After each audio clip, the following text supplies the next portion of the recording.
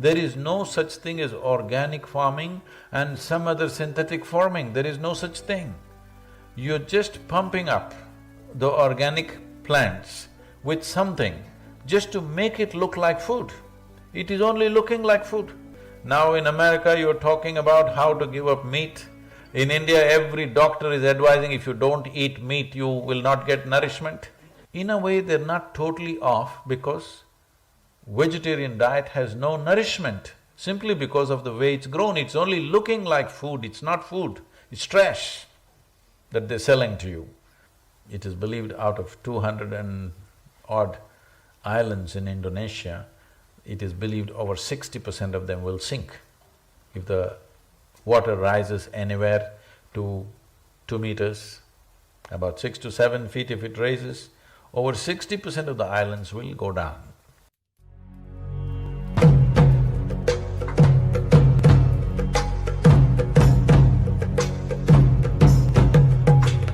So the first is, you've seen a lot of different farming techniques.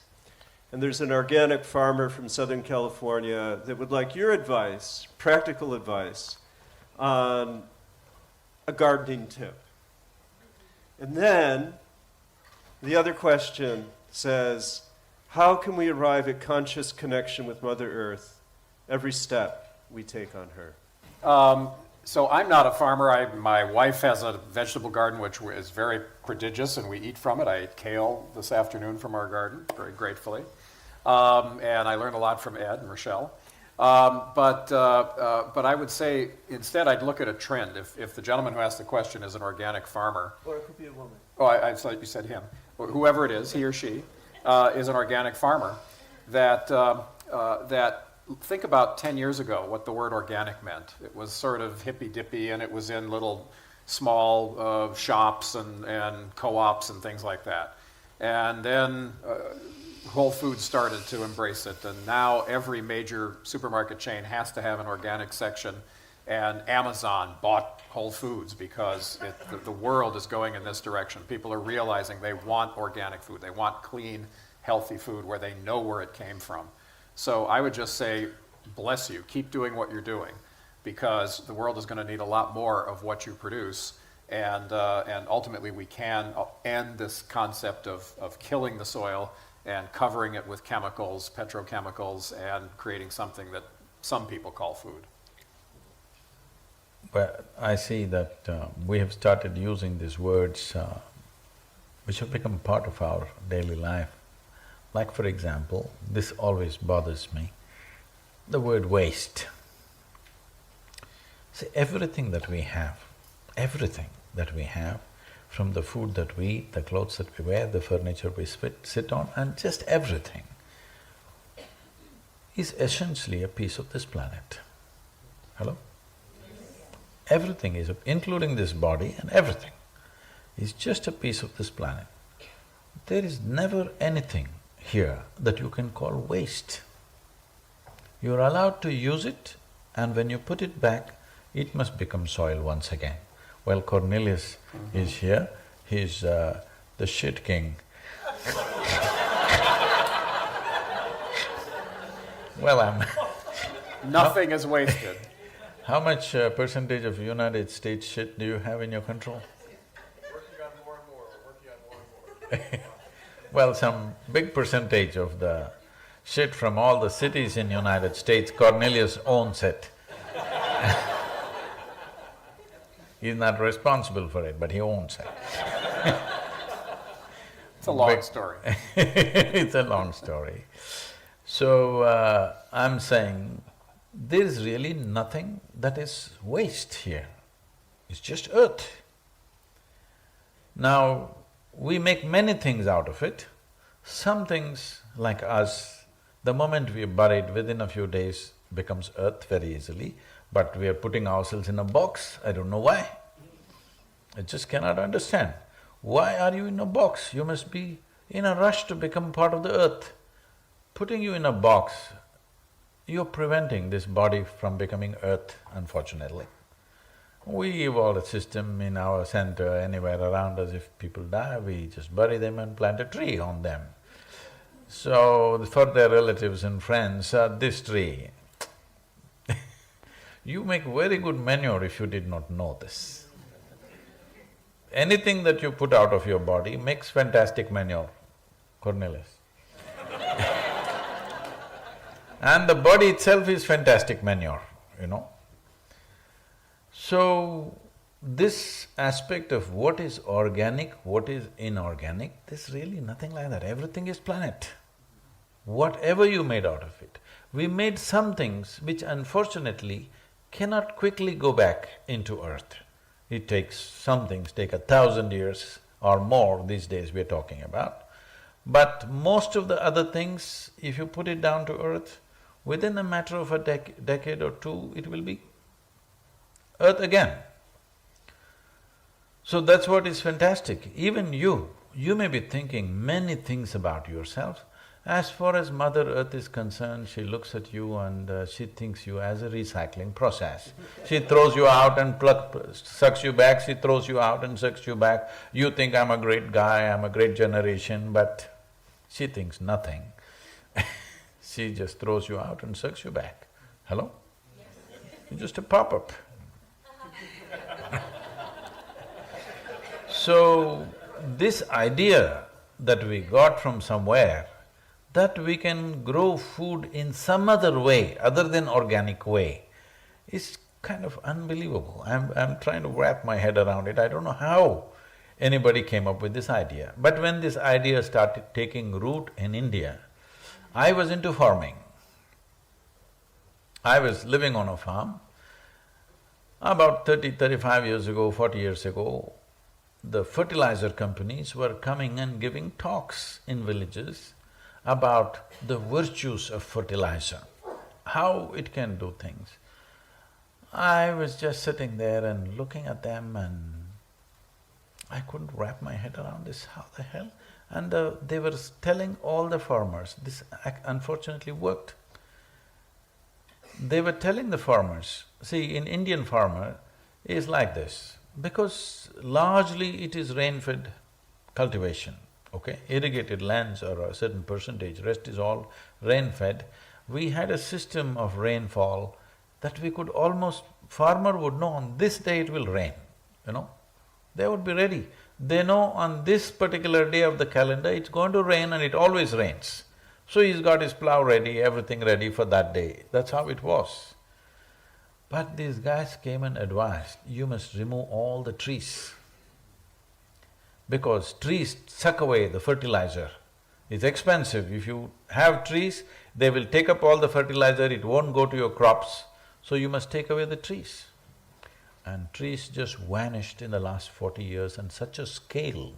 For example, the Ganga basin. Ganga is the largest or one of the biggest rivers in India. It is metaphorically, it is the river for the Indian people. Ganga covers 25% of India's geography and 33% of India's agriculture is in the Ganga basin. In the Ganga basin, in the last 40 years' time, we removed 92% of the trees in the Ganga basin, okay? Today, every year, we're putting back about 100 million trees. That's just started, yet to grow. Tree doesn't happen overnight, we can plant, but it'll take 20 years to make it look like a tree. So this policy, the commercial companies went about propagating that if you have trees, you will not succeed in your farming. And this led to suicides. Farmers started committing suicide because if his crop fails, he has nothing to fall back on. Otherwise, every farmer used to have a line of trees, at least on one side of the… because looking at the winds and the monsoon winds so that the seeds don't spread all over the land, they always planted their trees on the eastern side because the southwest monsoon was the strongest wind, so they always planted on the eastern side of their land. And they want to conduct their daughter's wedding, one tree they cut. It's already named, it was like this in the southern villages. This tree is named after their daughter. For her wedding, this tree is growing. When she was born, it was planted, it is growing. When for her wedding comes, they're going to chop down this tree and that's how it gets financed. Now the son has to go to the university, there's another tree. Like this, they had insurance. When things went bad, they fell back on the trees. But they just removed everything because fertilizer companies insisted, you have to remove trees, otherwise fertilizer will not be effectively used. And in the last 10 years, over 300,000 farmers committed suicide in India, simply because there is no fallback. When crop fails, there is simply no fallback for him, he's just lost. The money that he's borrowed from the banks or money lenders, he can't pay back. Unable to bear that, he just takes this extreme step. So, why I'm saying this is there some other way to grow food other than organic? There isn't. There simply isn't. There is no such thing as organic farming and some other synthetic farming, there is no such thing. You're just pumping up the organic plants with something just to make it look like food. It is only looking like food. In the last 25 years, the nutrient drop in Indian vegetables is 40%. You can eat the same amount of vegetables, you're getting 40% less nutrients. And everybody is sick. Now in America, you're talking about how to give up meat. In India, every doctor is advising if you don't eat meat, you will not get nourishment. The same fertilizer story. At that time, the fertilizer companies did that. Now the doctors are telling everybody, if you do not eat meat, you will not get nourishment. In a way, they're not totally off because vegetarian diet has no nourishment simply because of the way it's grown. It's only looking like food, it's not food, it's trash that they're selling to you. So, is there some kind of farming other than organic farming? There simply isn't.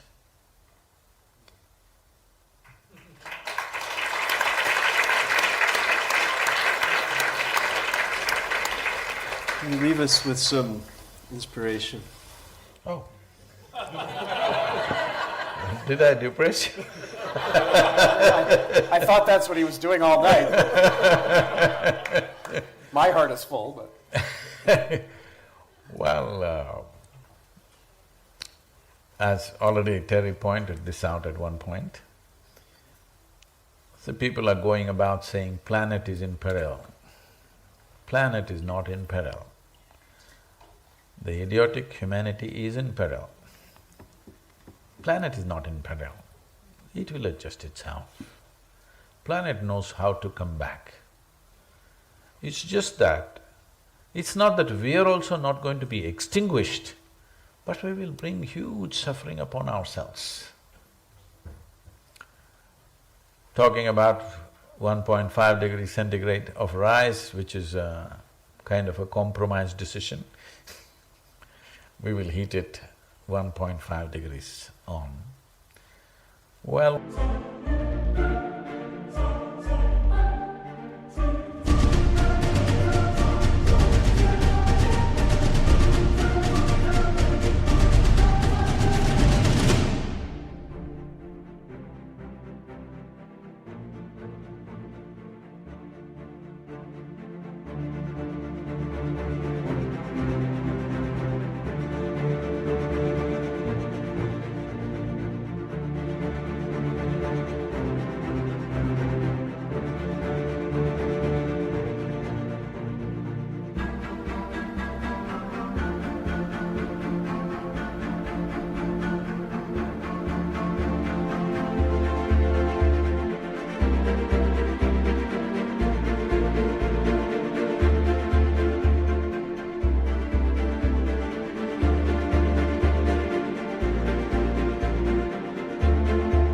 when this happens, the worst hit part of the planet will be Asia. Because it is believed out of 200 and odd islands in Indonesia, it is believed over 60% of them will sink. If the water rises anywhere to 2 meters, about 6 to 7 feet if it raises, over 60% of the islands will go down. Where will these populations go? If an island sinks, what's our problem? The problem is, there are too many people on the island, isn't it? If we do not do this consciously, nature will do it to us in a very cruel way. Correction.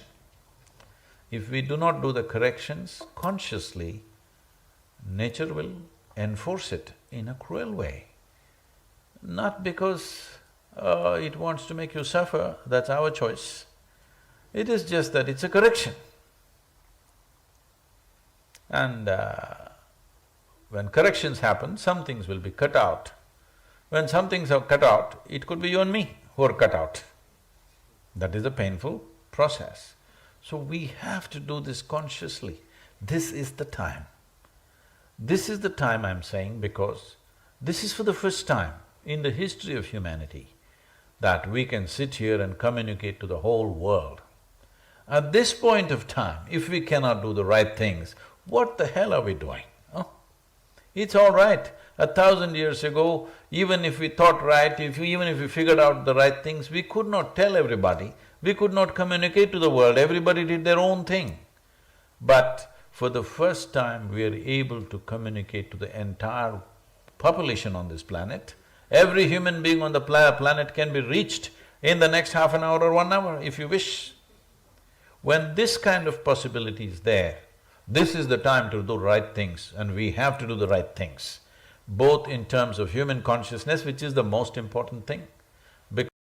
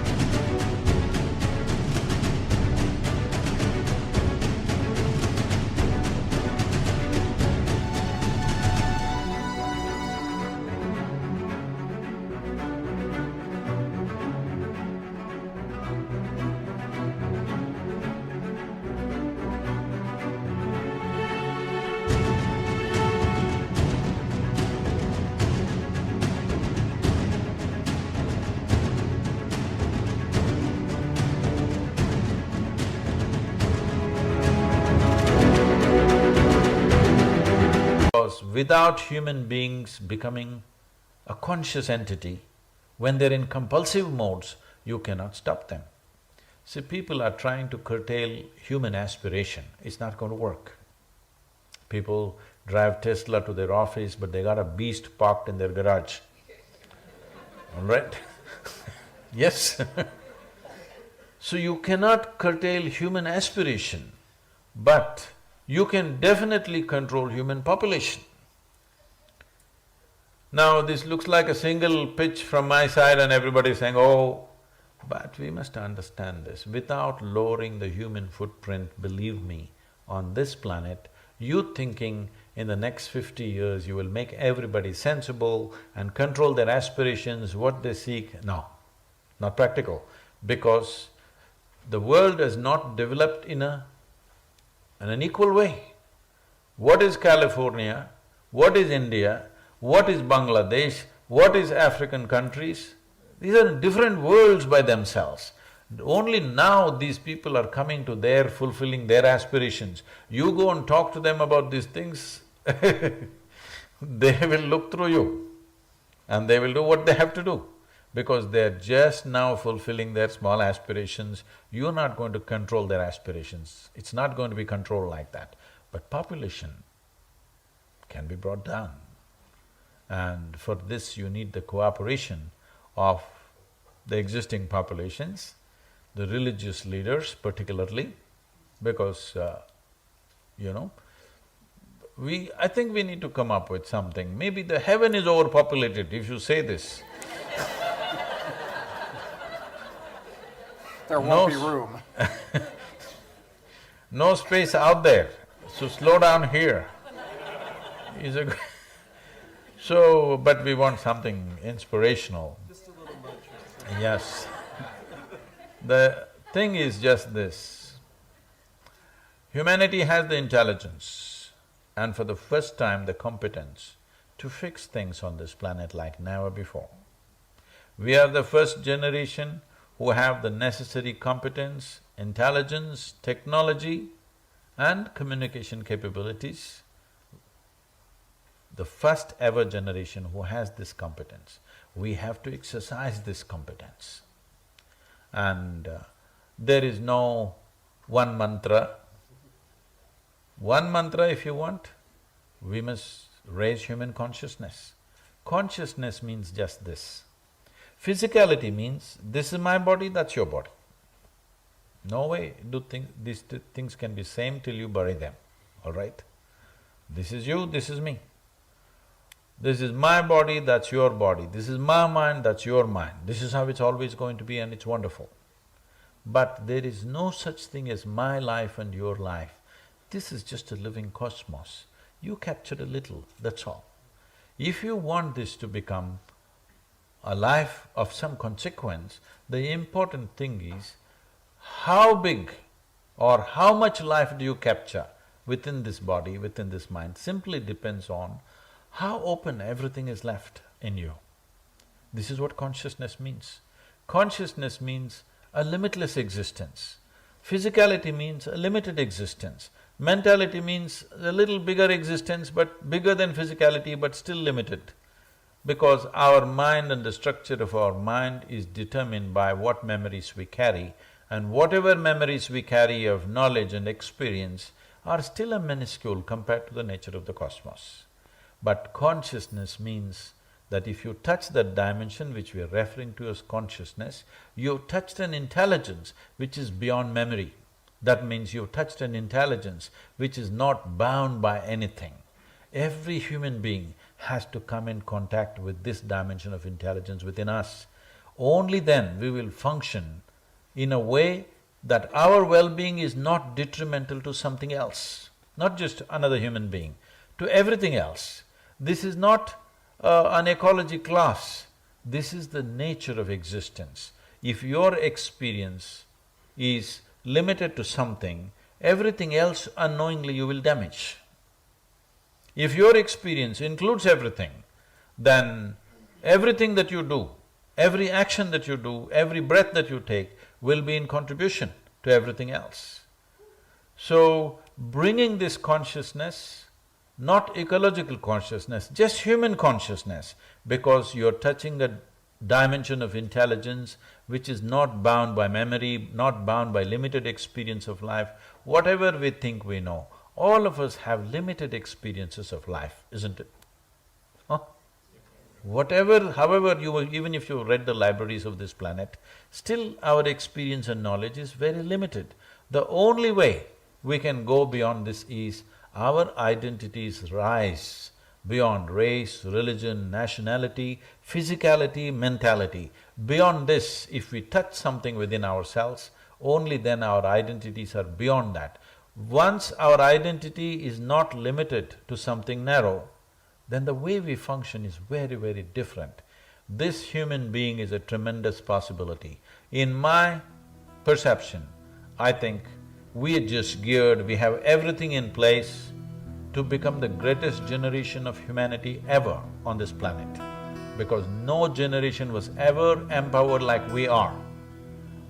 Are we going to just sit on the threshold and watch, or are we going to make it happen is in our hands? Let's make it happen.